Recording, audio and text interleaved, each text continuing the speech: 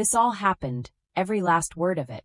It's a story I've replayed 1,000 times, not to torture myself, but to remember the exact moment I took my life back. The silver box felt impossibly cold in the warm, jasmine-scented air of the Devereux family garden in Charleston.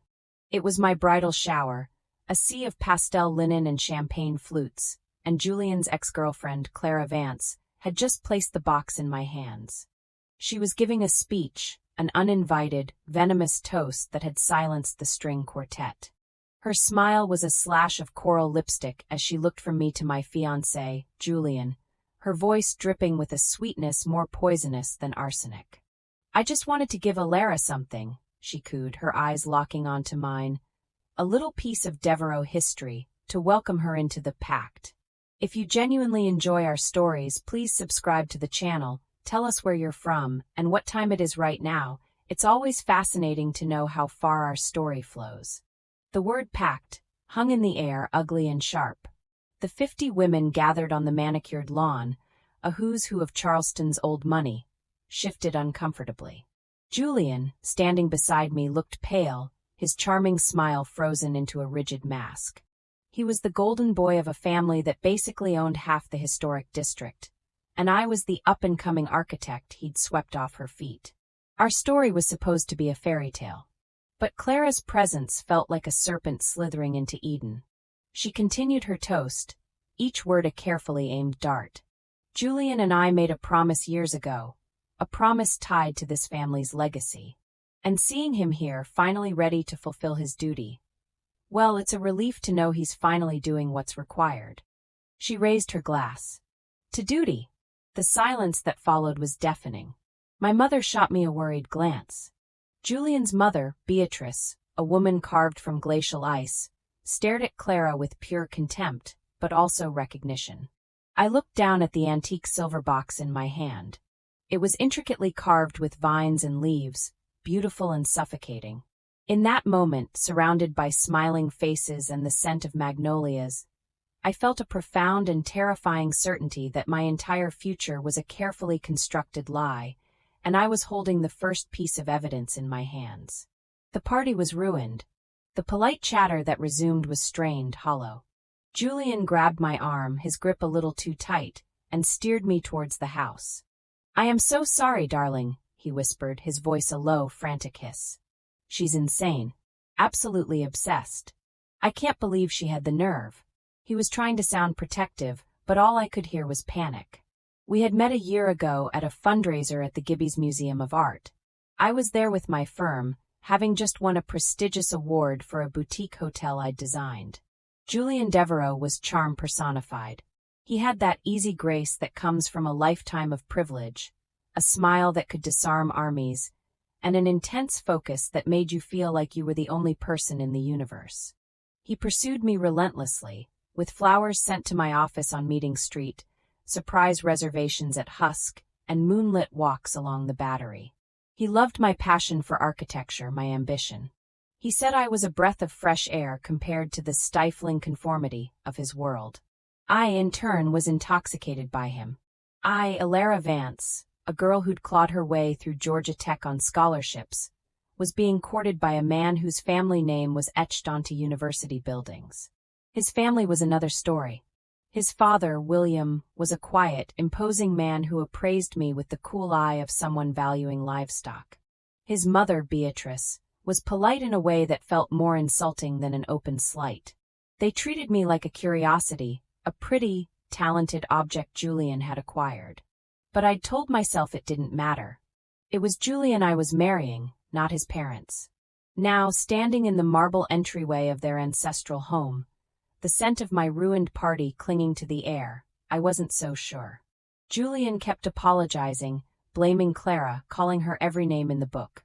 "She never got over me," he said, running a hand through his perfectly coiffed sandy hair. "This is just her pathetic attempt to spoil our happiness." But he wouldn't meet my eyes. He was looking over my shoulder at the doorway, as if expecting his mother to appear. I said nothing. I just clutched the silver box. Later that night, back in the sleek, modern condo I owned in a renovated warehouse downtown, the silence was a living thing between us. Julian wanted to pretend it never happened. He opened a ridiculously expensive bottle of wine and tried to pull me into his arms, to lose the memory in a haze of passion and alcohol. But I couldn't. I pulled away and sat on the couch, placing the silver box on the glass coffee table between us. "What pact, Julian?" I asked, my voice flat. "What was she talking about?" He sighed, the picture of exhausted patience. "Baby, it's nothing. It was a stupid, childish thing we said when we were kids. That we'd always protect the family. You know how these old families are, all about legacy and nonsense. She's twisting it into something it's not." His explanation was too smooth, too practiced. He was dismissing my concerns, treating me like a child who'd had a nightmare. It was his default setting whenever I questioned something about his world. "She said you were fulfilling your duty," I pressed. "What duty?" "To be happy. To get married," he said, laughing it off, but his eyes were tight with strain. "She's just jealous, Alara. Can't we just forget about her and focus on us?" He tried to kiss me again, but I turned my head. He left in a huff a few minutes later, saying he needed some air, that my interrogation was suffocating. The moment the door clicked shut, I felt a wave of relief. I was alone with the truth, or at least the start of it. I picked up the silver box. It was heavier than it looked. My architect's mind analyzed its construction, the seamless joints, the intricate pattern. There was a small, almost invisible clasp. With a click, the lid sprang open. The inside was lined with faded velvet. There was nothing in it. I felt a surge of disappointment. Maybe Julian was right. Maybe it was just a cruel, empty gesture. But I ran my fingers along the velvet lining. Near the hinge, my nail caught on something hard. I pushed the fabric aside. A false bottom. My heart began to hammer against my ribs. I pried it up with my fingernail. Beneath it lay a single, small, ornate iron key. It was old, intricate, and utterly alien. It wasn't a key to a door or a piece of furniture. It looked like a key to something secret, something hidden. A safe deposit box. Clara hadn't given me an empty box. She'd given me a lockpick. She wasn't trying to just ruin my party. She was trying to tell me something. She was giving me the means to unlock the cage I hadn't even realized I was in. And as I held that cold, iron key in the palm of my hand, a new feeling began to eclipse the humiliation and confusion. A cold, hard resolve. I wasn't the damsel in distress in this fairy tale. I was the detective. The next morning, I called in sick to work. I couldn't face my colleagues, couldn't bear their well-meaning questions about the shower. The memory of Clara's smirk and the weight of the key in my pocket made the idea of discussing blueprints and zoning laws feel absurd. I needed answers, and I knew I wouldn't find them in Julian's carefully curated world. My first step was to find a professional, someone who operated outside the glittering bubble of Charleston society. An online search led me to a man named Frank Miller, a private investigator whose office was in a nondescript building in North Charleston, far from the prying eyes of the historic district. Frank was the antithesis of everything Devereaux.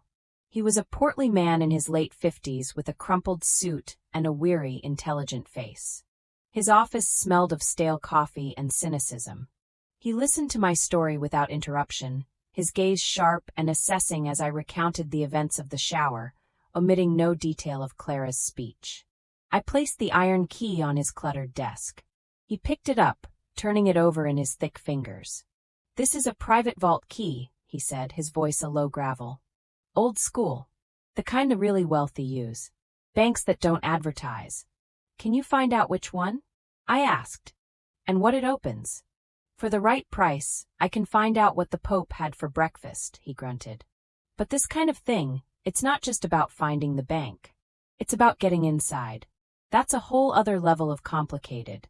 Are you sure you want to pull this thread, Ms. Vance?" He looked at me, a flicker of something like pity in his eyes. "When you start digging into families like the Devereaux, you're not just digging up dirt. You're digging up graves. They will not hesitate to bury you to protect their secrets.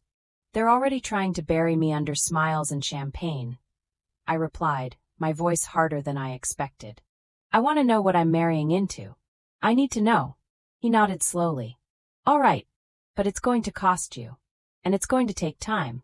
I wrote him a check that made my hand tremble, draining a significant portion of my personal savings. It felt like the first real investment I'd ever made in my own future. While Frank began his work, I had to play the part of the blissful, trusting fiancé.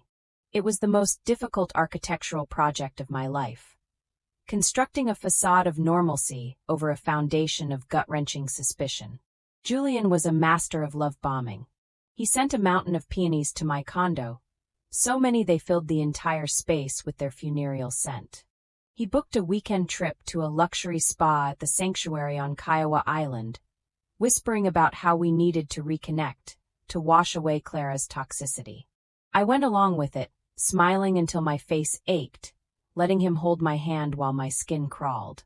Every touch felt like a lie, every kiss a misdirection. During that weekend, I started my own, more subtle investigation. While he was getting a massage, I went through his phone. I felt disgusting doing it, a violation of the trust one once held sacred. But trust was a luxury I could no longer afford. His texts were clean mostly. Banter with friends, messages from his mother about wedding details. But his call log was interesting. Multiple calls to Clara in the week leading up to the shower. They weren't long, just a minute or two each. Enough time for a warning. Or a coordination. Then I looked at his financial apps. He was meticulous, a trait I'd once admired. I saw the joint account we'd opened for wedding expenses. It was all there. Venue deposits, caterers, the florist. But I also saw regular, significant transfers from his personal account to a name I didn't recognize. CV Enterprises. The amounts were always just under $10,000, the threshold for federal reporting. My blood ran cold. CV Clara Vance. Was he paying her? Was this hush money? Or something else entirely? I took pictures with my own phone, my hands shaking so badly I had to take them twice. This was real. This wasn't just a crazy ex. This was a conspiracy, and my fiancé was at the heart of it. A few days later, Frank called. Got a hit, he said, no preamble. Palmetto Heritage Trust. It's a private bank on Broad Street. So exclusive it doesn't even have a sign, just a brass palmetto tree on the door. The key is for box 713, registered to the Devereaux Family Trust. Can you get me in? I asked, my heart pounding. Not legally. But I have a guy.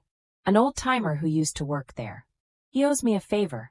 He can get us access to the records, show us what's been logged. But opening the box itself? That's another story. It would require a court order, or a very convincing performance. What kind of performance? The kind that could land us both in jail if we get it wrong, he said bluntly. Let's start with the records. Let's see what we're dealing with. 2 days later, I met him in a dimly lit booth at a diner on the outskirts of Mount Pleasant. He slid a file folder across the sticky table. My hands trembled as I opened it. Inside were photocopies of the access log for box 713. My eyes scanned the dates and signatures. Julian, William Devereaux, Beatrice Devereaux, and then a signature that made the air leave my lungs. Clara Vance. She had accessed the box just 2 weeks before our engagement party. She had been in there. What was in that box that connected my fiancé, his family, and his ex-girlfriend? What was this pact she had spoken of? Frank leaned forward, his voice low. There's more. The Devereaux Family Trust was established by Julian's grandfather. The charter is complex, but I had my lawyer friend look at the public filings. It's essentially a dynastic wealth preservation tool. But there are stipulations, covenants. He slid another paper towards me. It was a jargon-filled legal document, but one phrase was highlighted. Beneficiary access to principal is contingent upon adherence to the family compact. The family compact, I whispered, the words tasting like poison. Clara had called it a pact. What is it? Frank shook his head. That's the million-dollar question. The full compact itself is a private document. Probably locked away. He tapped the file folder. I'm betting it's in that box. The world seemed to tilt on its axis. This wasn't just about a lingering ex-girlfriend. This was about a contract, a deal, a compact that governed my fiancé's life and by extension my own. I wasn't marrying a man. I was marrying a clause in a trust fund. And Clara Vance knew exactly what that clause said. The key in my pocket suddenly felt like a weapon. Frank's contact had given him one more piece of information. A way in. The bank had a brief, 10-minute window at closing time when the vault was prepared for the night. A security blind spot where an old employee with the right codes could slip someone in and out unnoticed. It was insane. It was dangerous. It was my only option. "I'm going in," I said, the words coming out before I could second-guess them.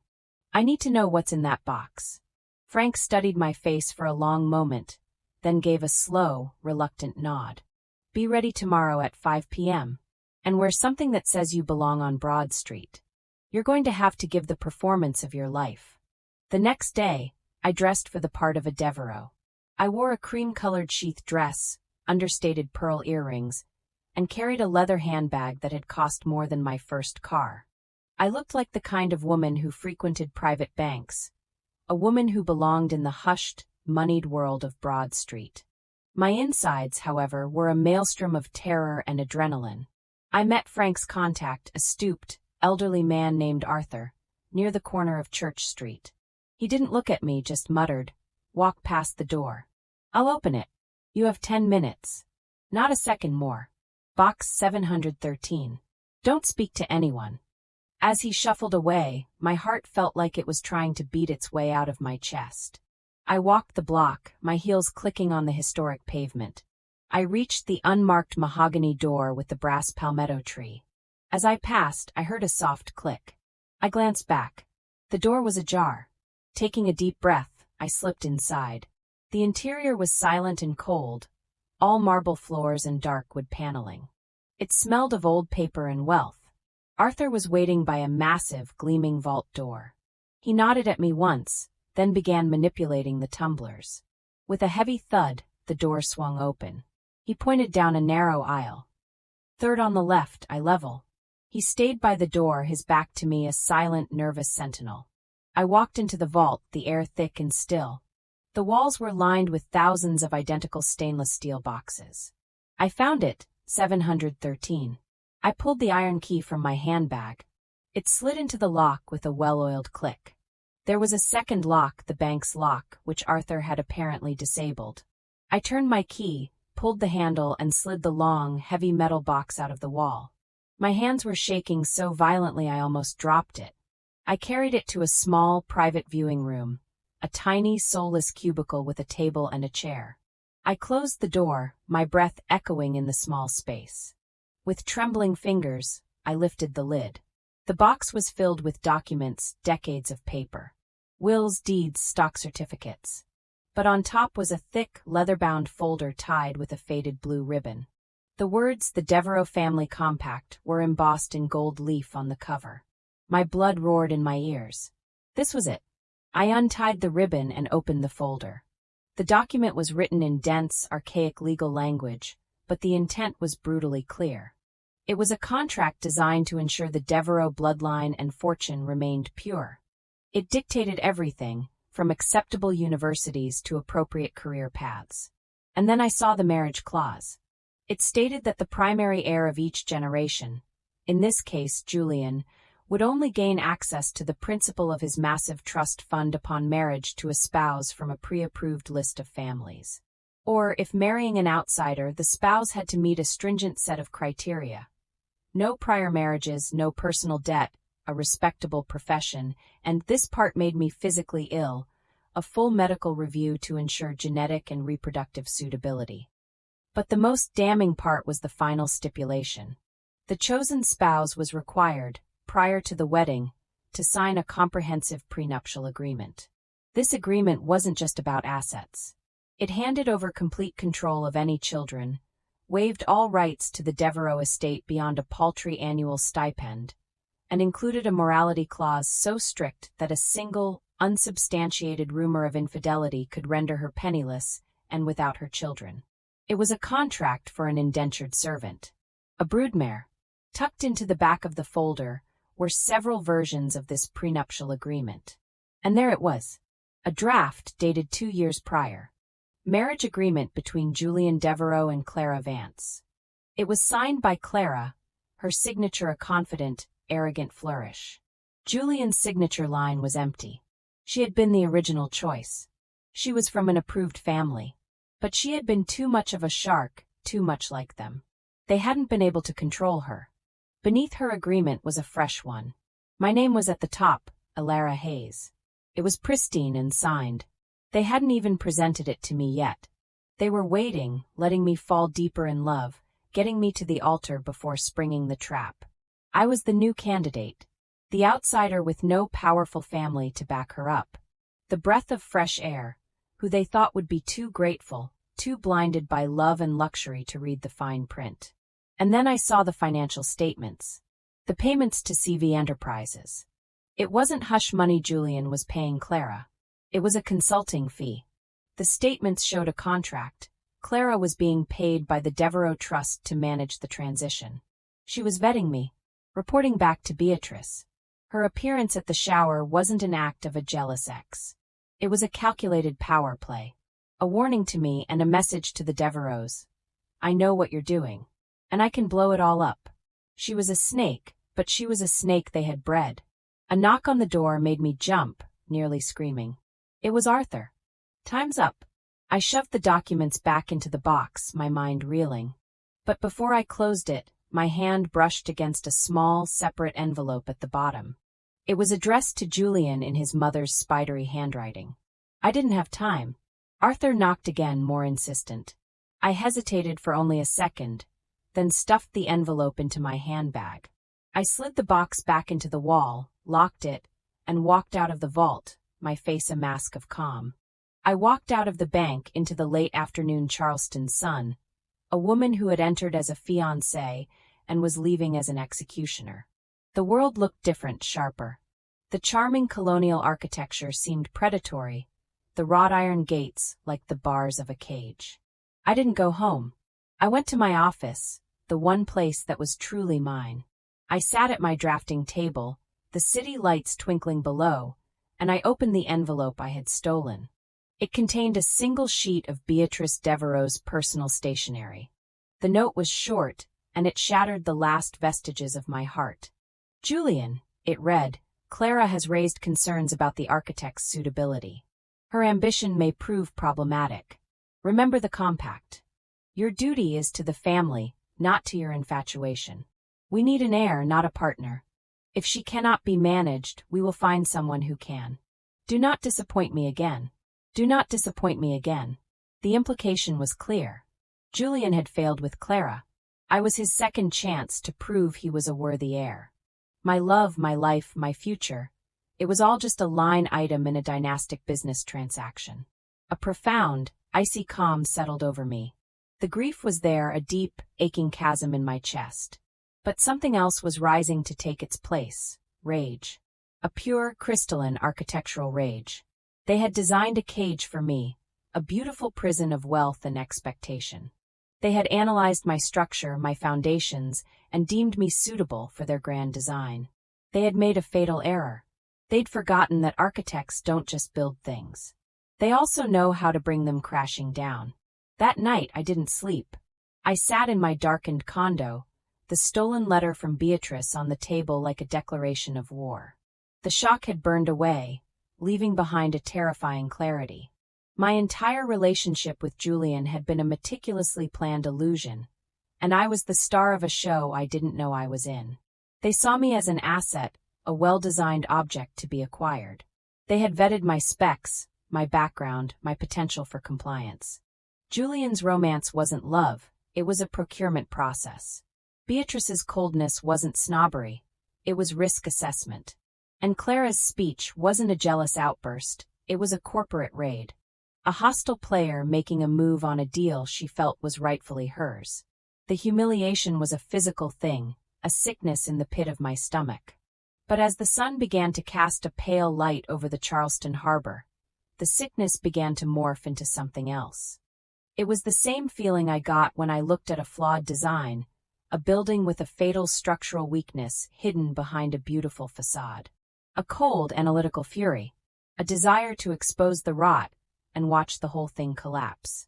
My plan began to form, not as a messy revenge plot, but as a demolition project.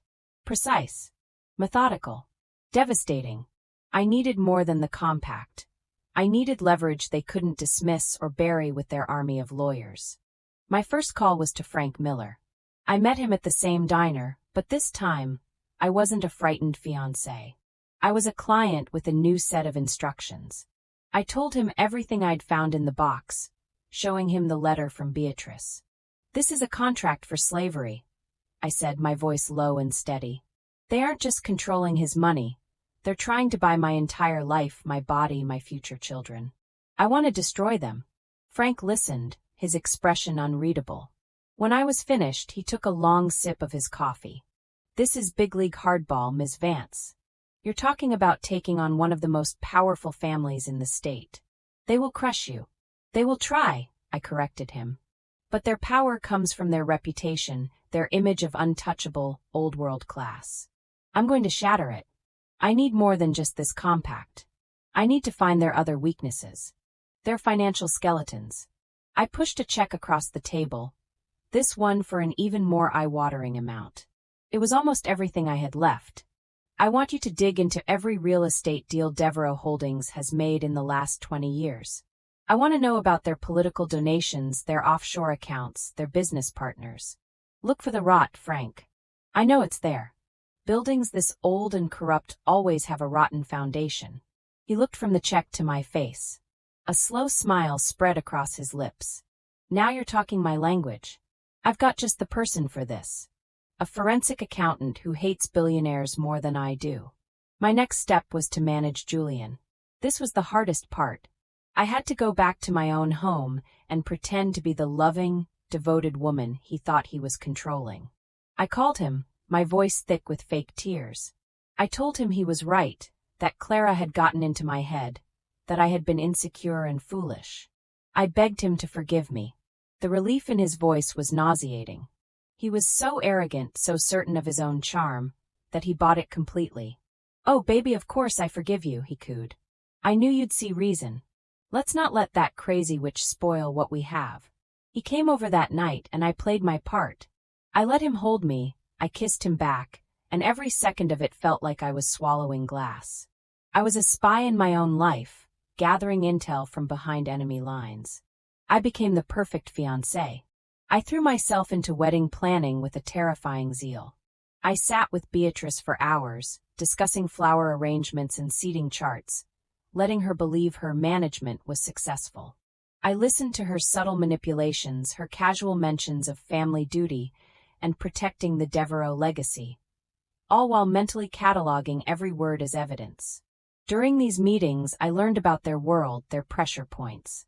Their biggest pride was their philanthropy, specifically their funding of a new pediatric wing at the MUSC Sean Jenkins Children's Hospital. Their name was going to be on it. It was their crown jewel of public perception. I also learned about the upcoming Founders Gala, the family's annual, extravagant charity event. It was the centerpiece of the Charleston social calendar, an evening where the Devereaux showcased their power and benevolence. It was scheduled to take place 2 weeks before our wedding. While I played the smiling puppet, Frank and his team were tearing through the Devereaux' financial history. The first reports were trickling in, and they were exactly what I'd suspected. Devereaux Holdings had a pattern of buying up historic properties through shell corporations, letting them fall into disrepair to drive down neighborhood values, then sweeping in to acquire the surrounding real estate at a fraction of its worth before a miraculous revitalization. It was predatory but not strictly illegal. But then Frank found it, the cornerstone of my demolition. A massive development project on the waterfront they had secured a decade ago. The land had required extensive environmental clearance from the city. Frank's forensic accountant found a series of payments, disguised as charitable donations, from a Devereaux-owned subsidiary to a private foundation run by the wife of the city councilman who had cast the deciding vote on the zoning approval. It was bribery, laundered through philanthropy. And the best part? The councilman was now a state senator, a champion of family values, and a close friend of the Devereaux family. Frank also uncovered something on Julian himself. The CV Enterprises payments from Julian weren't just for consulting. Clara had used that money to invest in a tech startup. A startup that Julian, using his family connections, had then helped secure a major municipal contract. They were using Devereaux influence to enrich themselves on the side, a clear violation of the terms of Julian's trust. I now had the compact, a mother's incriminating letter, proof of political bribery, and evidence of Julian and Clara's self-dealing. I had the architectural plans for their ruin. All I needed was the right moment to detonate. And I knew exactly where it would be. Not at my wedding. I would never give them the satisfaction of turning my big day into their day of reckoning. It would be at their event, their sacred ground, the Founders' Gala. I would take their biggest platform for self-aggrandizement and turn it into a stage for their public execution. I looked at the calendar. The gala was in 3 weeks. It was time to start sending out the invitations to their destruction. The next 3 weeks were a masterclass in deception. On the surface, I was the picture of a blushing bride-to-be, consumed by the final details of what was being hailed as Charleston's wedding of the year. I attended fittings for my custom gown, tasted cakes until my teeth ached with sugar, and smiled through endless lunches with Beatrice's society friends. Each smile was a lie, each polite nod a carefully concealed dagger. Julian was completely oblivious, basking in what he saw as my compliance. He was more attentive than ever, convinced he had successfully navigated the crisis with Clara and had his future securely in hand. He had no idea that with every loving word he spoke, he was just handing me more material for his eulogy. Behind this facade, I was orchestrating a war. I worked with Frank and a discreet, ruthless lawyer he recommended, a woman named Jessica who specialized in taking down powerful men. We assembled the evidence into an irrefutable portfolio. We had sworn affidavits from the shell company managers, bank records of the laundered bribes, and a detailed timeline linking the payments to the councilman's vote. We had Julian and Clara's financial entanglements mapped out to the dollar. Jessica's advice was sharp and clear. You have enough to ruin them financially and legally. But you want more than that. You want to strip them of their power, and their power is their reputation. You can't just win. You have to annihilate them in the court of public opinion. The plan for the Founders' Gala was set. The event was held at the Charleston Museum, another institution that bore the Devereaux name on one of its largest wings. The guest list was a roll call of the state's most powerful people. Politicians, judges, CEOs, and the old money families who formed the bedrock of Southern society. It was their echo chamber, their sanctuary. I leveraged my position as the future Mrs. Devereaux to get involved in the gala planning. I volunteered to oversee the audiovisual presentation, a sappy self-congratulatory video they played every year showcasing the family's charitable legacy. It was the perfect Trojan horse. I hired my own AV technician, a freelancer loyal to me, citing issues with the museum's old equipment. No one questioned it.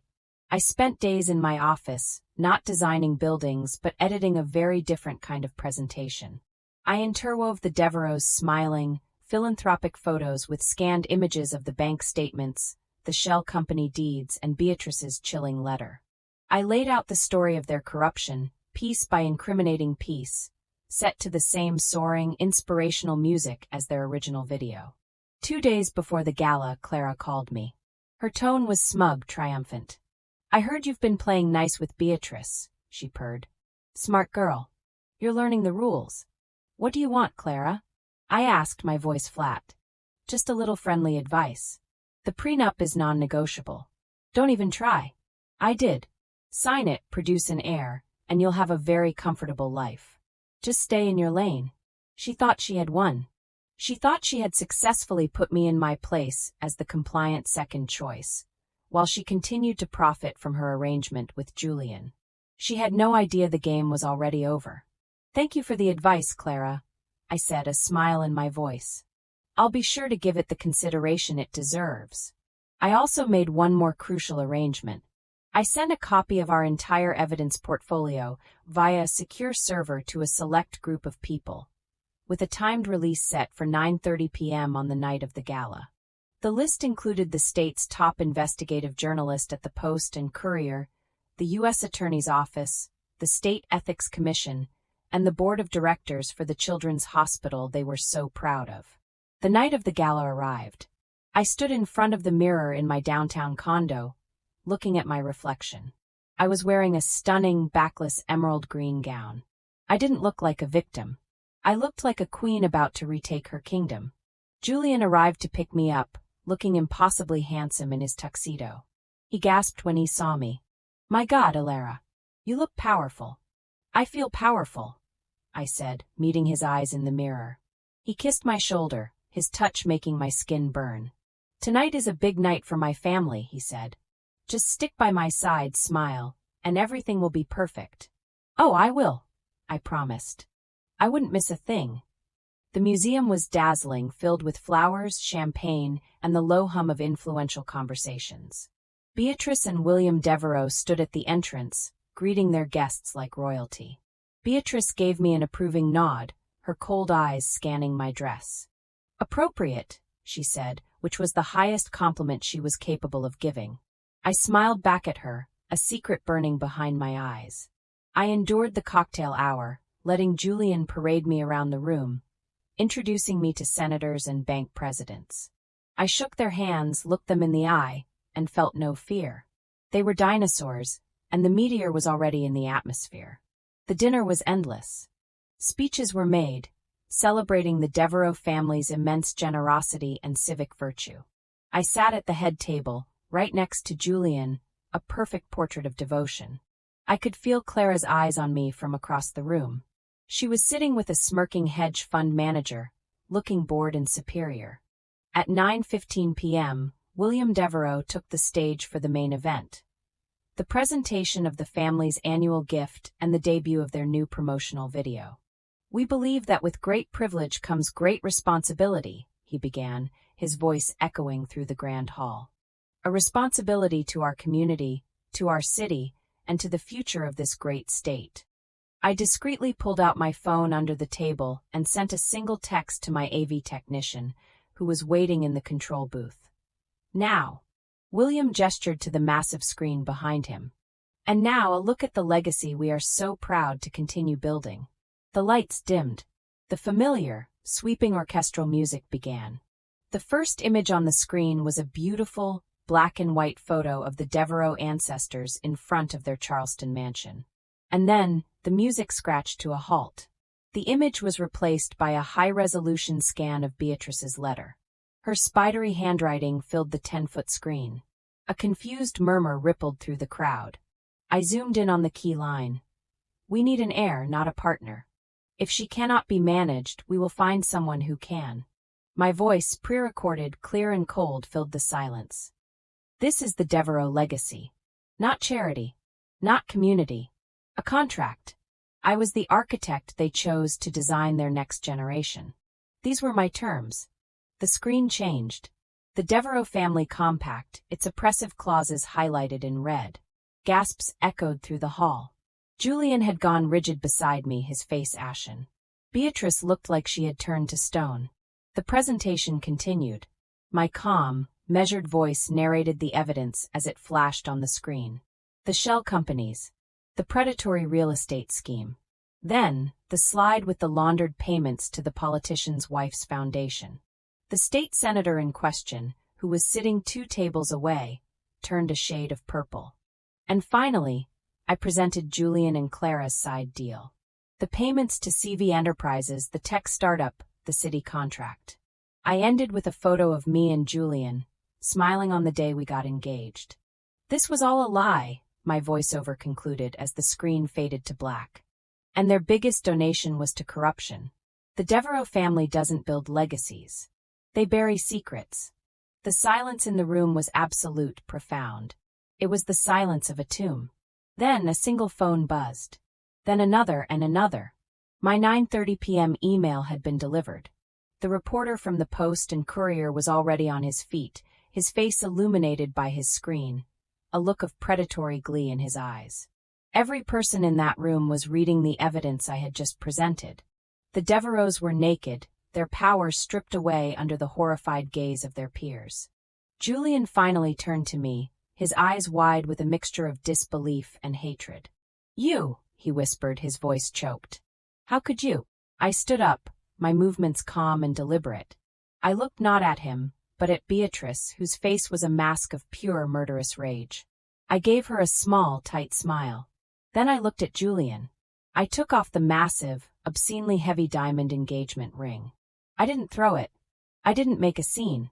I simply placed it on the table, next to his untouched crème brûlée. Consider this contract terminated, I said, my voice just loud enough for our table to hear. And then I turned and walked away. I walked through the stunned, silent crowd, past the open-mouthed politicians and the horrified society matrons.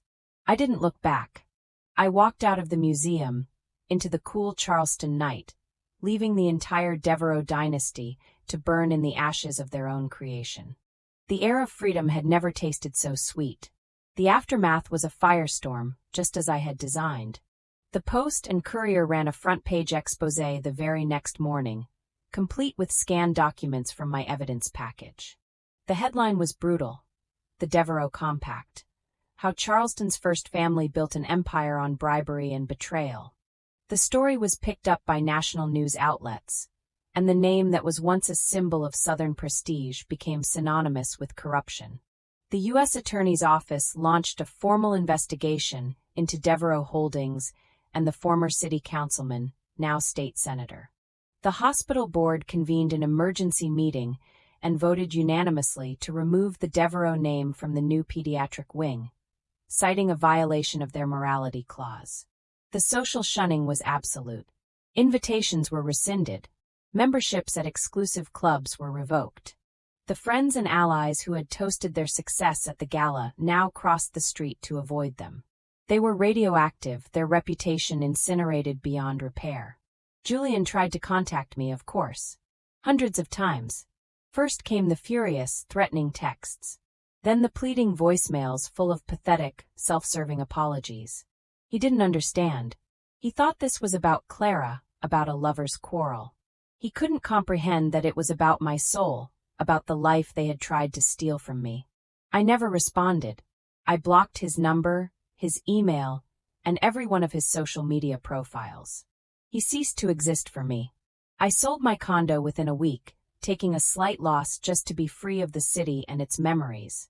I packed my drafting tools, my books, and the few personal items that mattered. I left everything else behind. I didn't want anything that reminded me of that life. Frank Miller sent me a final invoice, which I paid gladly. At the bottom, he had written a small note in pen. Well done. They never knew what hit them. Jessica, my lawyer, ensured my legal protection, creating a firewall that prevented any form of retaliation. The Devereux were too busy fighting federal indictments to bother with a civil suit, anyway. Their fall was as swift as it was total. William and the senator were indicted on corruption charges. Julian, for his part in the side deal with Clara, was named as a person of interest in a fraud investigation. The family fortune was frozen, eaten away by legal fees and federal seizures. The beautiful, historic mansion south of Broad was put on the market to cover their debts. I didn't stay to watch the final collapse. My work was done. My demolition was complete. I bought a one-way ticket to Chicago, a city of steel and glass, a city that looked forward, not back. A city where no one knew my name or my story. I accepted a senior position at one of the top architectural firms in the country, a job I had been offered months before, but had turned down for Julian. Now, there was nothing holding me back. My final view of Charleston was from the window of the airplane, the historic steeples and charming streets shrinking below me. I felt a pang not of regret, but of a strange, sad nostalgia for the woman I had been, the naive, trusting woman who had believed in a fairy tale. She was gone forever, but the woman leaving was stronger, harder, and infinitely more free. He promised me a mansion south of Broad, a life of Charleston royalty. Instead, I gave him a foundation of ruins and built my own kingdom in the sky. The end.